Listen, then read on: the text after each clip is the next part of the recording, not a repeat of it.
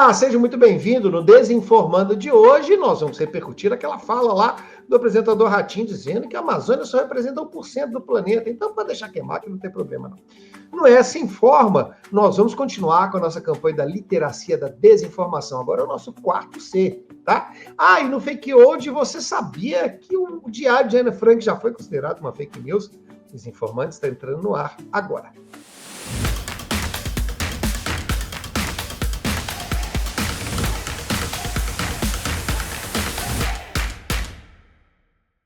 Então, seja muito bem-vindo ao Desinformando. Eu sou o professor Cláudio Magalhães, aqui do meu lado, sempre o antenado, o grande pesquisador Diego de Deus, para nos ajudar a enfrentar esse grande mal do século, que é a desinformação. Aproveite que você está aí, dá aquela curtida, se registre no nosso canal Democracia da Desinformação no YouTube. Olha, segue a gente também lá no Spotify e também no YouTube Music, até para você poder escutar tudo que nós já falamos nos episódios anteriores, episódios curtinhos. Dá para você, enquanto dá uma caminhada, lava um prato, ou mesmo acorda de manhã tomando um café, para que você nos ajude contra esse grande mal da desinformação. E, claro, se manter informado sobre as grandes besteiras que a humanidade tem feito com a informação, tá ok? Olha, vamos perder mais tempo não, né? Vamos para o próximo nosso primeiro quadro, a Ruim da Semana. Então, pessoal, a ruim dessa semana, né, foi o apresentador Ratinho falando lá no seu canal de que, afinal de contas, nós temos a Amazônia só 1% só, não tem problema ela queimar, não vai fazer diferença no planeta nenhum. E isso deu uma repercussão.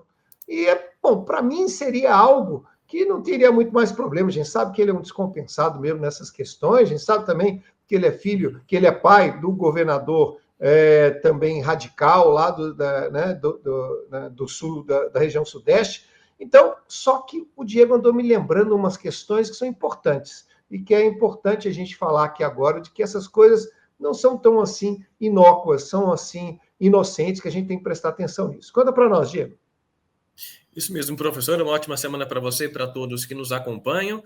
Essa fala é que ainda um eco, por assim dizer, do tornado que passou no Paraná há cerca de 2 semanas, estado o qual, como você bem lembrou, o filho do Ratinho é o governador, e que tudo está dentro do âmbito da COP30 relacionado às mudanças climáticas e essas discussões que estão tanto em cena quanto estão acontecendo hoje, não somente no Brasil, mas também no mundo como um todo. Essa fala do Ratinho aconteceu logo na segunda-feira seguinte ao tornado, né, lá no Paraná, portanto, há cerca de 2 semanas também, porém foi somente nessa semana que teve uma repercussão midiática um pouco maior, quando o corte dessa fala do Ratinho no programa ao vivo dele no SBT começou a ser compartilhado no TikTok. Assim, são 2 frentes. A primeira delas, o Ratinho afirma que a Amazônia não é importante de ser preservada, porque ela representa somente 1% do planeta, e, portanto, se a gente quer falar sobre preservação, esse 1% não é tão importante, já que o que seria importante seria pensar na preservação do mundo como um todo. Como se mesmo esse 1% não representasse uma peça fundamental para que esse ecossistema mundial funcionasse. O coração da gente representa também mais ou menos 1%. Tira ele, pronto. Qual é o problema? Exatamente. E mesmo se essa pecinha não estiver funcionando legal, o restante também vai ficar comprometido, claro, né? E o outro argumento que o Ratinho utiliza é que o tornado, né, ou as mudanças climáticas, esses efeitos, eles não são nada novo, eles não são reflexo de uma alteração climática que a gente tem vivendo, portanto, ele nega, né, as mudanças climáticas, muito dentro do movimento negacionista também nesse sentido. E qual que é a justificativa que ele utiliza, né? Que no passado isso também acontecia, mas pelo fato de não haver internet, pelo fato de não haver as comunicações que existem hoje em dia, essas coisas aconteciam, mas ninguém ficava sabendo. Assim, né? Beira ao absurdo tudo isso que o Ratinho coloca, mas se a gente parar para analisar, a gente consegue observar algumas características muito importantes da desinformação, que é principalmente a construção de um argumento lógico. Por mais que pareça absurdo, né? Se a gente parar para analisá-lo criticamente. Construção de pensamento lógico, por mais que pareça absurdo. Isso é importante a gente ratificar isso. E se a gente pegar, por exemplo, né, professor, lá atrás, aqueles métodos de fixação de crenças que a gente colocava aqui no programa, naqueles primeiros episódios, a gente vê, por exemplo, o método a priori, né, que são aquelas informações que são agradáveis à razão de alguém. Portanto, quem já quer acreditar nisso, quem já está predisposto a acreditar nisso, vai acreditar sem mesmo contestar. mas a principal função é ser logicamente plausível, né? Fazer sentido para que pareça verdade. A desinformação não quer parecer mentira, ela quer parecer verdade. Por isso, ela vai acionar uma série de recursos lógicos que buscam a todo momento validar esse valor de veracidade que uma informação tem, ou nesse caso, um discurso apresentado pelo Ratinho. E a partir disso, nós vamos falar um pouco disso no Fake Old, para mostrar que isso não é uma coisa nova, embora as redes sociais tenham levado isso à potência, né? A N potência, isso não é de novo. Mas, desde antes, como hoje, o que nos salva é a educação. Vamos rodar aí o S Informa.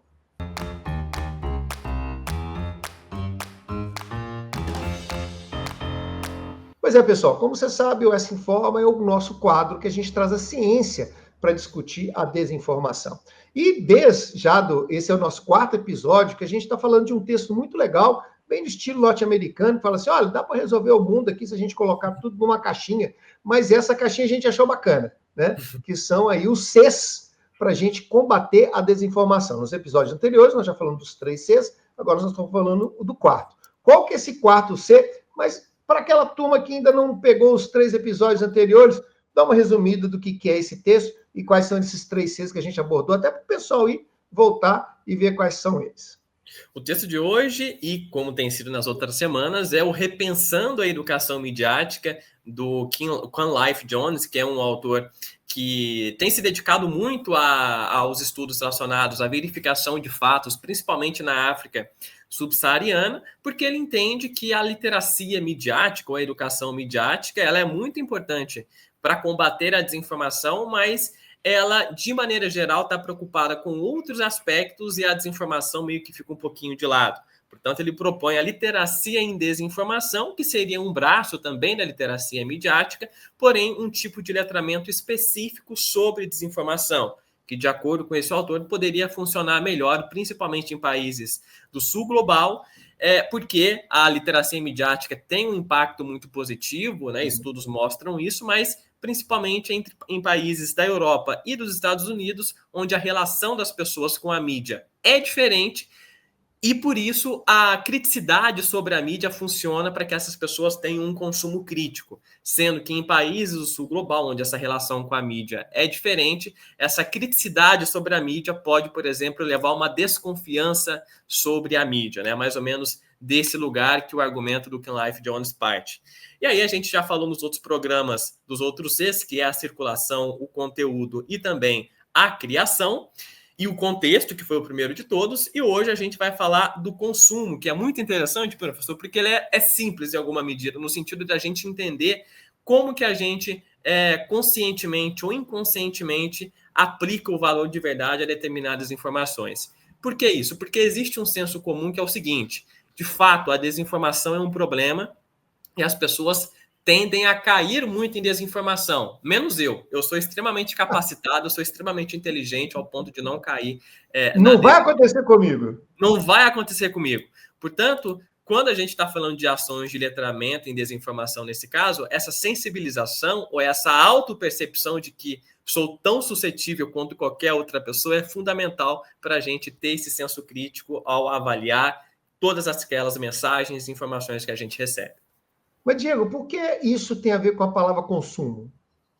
Porque é parte do consumo, consciente ou inconscientemente, daquelas informações que eu recebo. Seja consumo de informações jornalísticas, ou seja, consumo de informações que chegam em grupos de WhatsApp, que enfim, chegam de qualquer lugar. Então, é esse consumo crítico, né? Esse consumo crítico que eu faço e ter essa criticidade, essa autopercepção de que tudo aquilo que eu estou consumindo pode ou não ser verdade, e o que vai validar isso é a minha criticidade. E não dá para botar a informação no mesmo pacote do consumo do papel higiênico, né? Isso. Que é alguma coisa meio automática, a gente vai porque a gente gosta daquela marca, etc. Que o consumo da informação não pode cair nessa mediocridade da maioria das coisas que a gente faz pelo consumo, certo? Perfeito, perfeito. Bom, vamos então agora para a nossa Fake Out.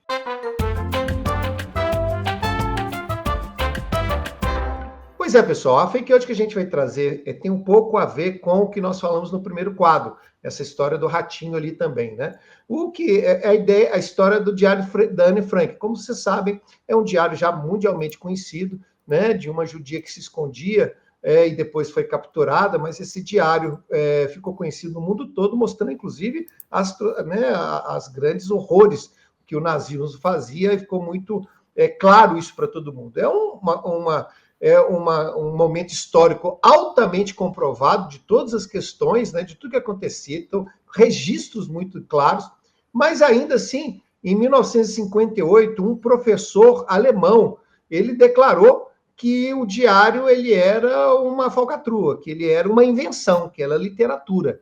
Olha só, naquela época que não tinha internet, não tinha grupo social, WhatsApp nem nada, mesmo a fala desse professor, ela repercutiu tanto que vários jovens acreditaram nele, chegaram, inclusive, a fazer manifestos e impedir a apresentação de um espetáculo que era baseado no de Ana Frank.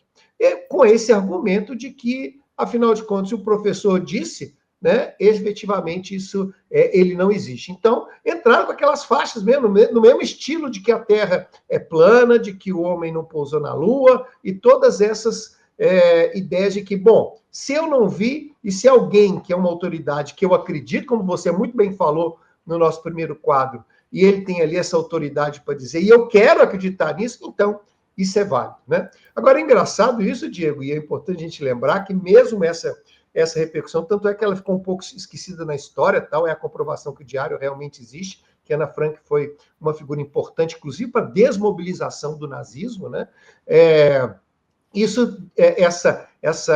Essas fake news em cima do diário, isso teve uma grande repercussão, porque os caçadores nazistas, inclusive na ocasião, ficaram muito preocupados com isso, falando, gente, mas caramba, se um documento desse que é real, as pessoas estão negando, o que nós temos que fazer? E com isso eles intensificaram a busca dos personagens e foram atrás, inclusive, do policial que tinha prendido a Ana Frank na ocasião. Esse policial, inclusive, morreu de velhice, né? Ele passou muito tempo, mas ele foi preso, investigado e declarou que realmente o que tinha acontecido. Então, veja que mesmo essa repercussão, ela serviu para alguma coisa positiva, mas mostra que essa nossa ideia de ir contra uma determinada coisa, um grupo ir contra determinada uma coisa, por motivos pessoais, por motivos, sei lá, para mim meio malucos também, ela não é de hoje que existe, parece que é da essência humana, né? Bom, eu quero saber sua opinião sobre isso, para que a gente possa ter dicas para você no próximo quadro, o Pré-Verdades.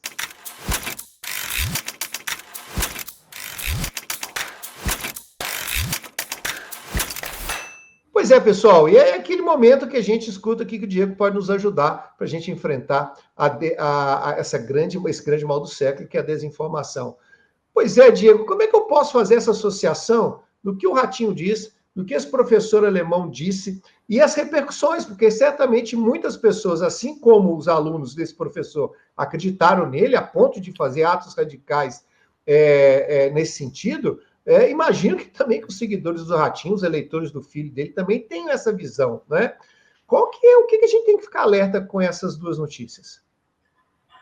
Hoje em dia, uma das características, né, que a desinformação acaba tendo é justamente o fato de você ter uma figura de autoridade, nesse caso, o Ratinho, ou lá atrás, esse professor, né, que fez essa alegação, mas que hoje em dia essa comunicação ela é muito mais direcionada para o público específico que já gosta, que já acompanha essa figura de autoridade, porque ela já exerce automaticamente essa figura de autoridade, né? Até daqui a 2 episódios, quando a gente terminar o nosso CES aqui, a gente vai falar um pouquinho sobre os créditos de confiança. A gente pode até resgatar um pouco essa ideia que a gente está trazendo aqui hoje. Com também, porque os alunos do professor também já estavam meio que predispostos a acreditar no que ele falava, não é? Exato. A diferença principal nessa situação é o alcance social que esse discurso adere, né? Hoje em dia, somente com a audiência da TV que o Ratinho tem, obviamente já deve ter alcançado um número significativo, a gente não tem acesso. A repercussão dos TikToks, ou seja, os cortes do programa. E o que comprova, né, esse alcance social é justamente o vídeo ter viralizado no TikTok uma semana depois da alegação ter sido feita ao vivo na TV. Portanto, as características que a gente fala sociotécnicas, né, dessa relação entre humano e máquina e máquina, e humano, que a desinformação tem como característica hoje em dia, é justamente essa circulação de informações, que é um dos 6 Cs, inclusive, do letramento em desinformação, que fica ressoando, que fica alcançando, e gera o ressoar é que é o negócio, então. Porque que se antes a gente esse tinha o boca a boca, e ele ressoava ali, mas em algum momento, adorei a metáfora do ressoar, em algum momento isso para de ressoar, né? O som vai indo e ele se espalha. Com as novas redes sociais, esse ressoar fica meio que eterno, né? Na hora que você acha que acabou, daqui a pouco tem um TikTok. Na hora que você acha que acabou, tem uma outra coisa rolando ali e não para de ressoar, mesmo porque se antes você tem uma questão ideológica, hoje você tem uma questão econômica, né?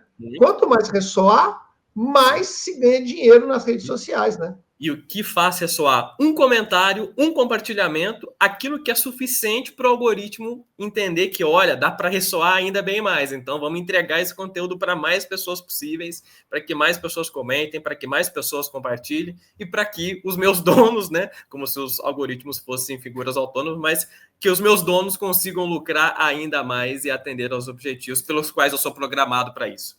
E é por isso que o Desinformando é fundamental. Ter videocasts como esse para a gente ficar esperto e não cair essa câmara de eco eterna e viciosa. Por isso, semana que vem a gente está de volta aqui. Um abraço. Esse pessoal, até a próxima.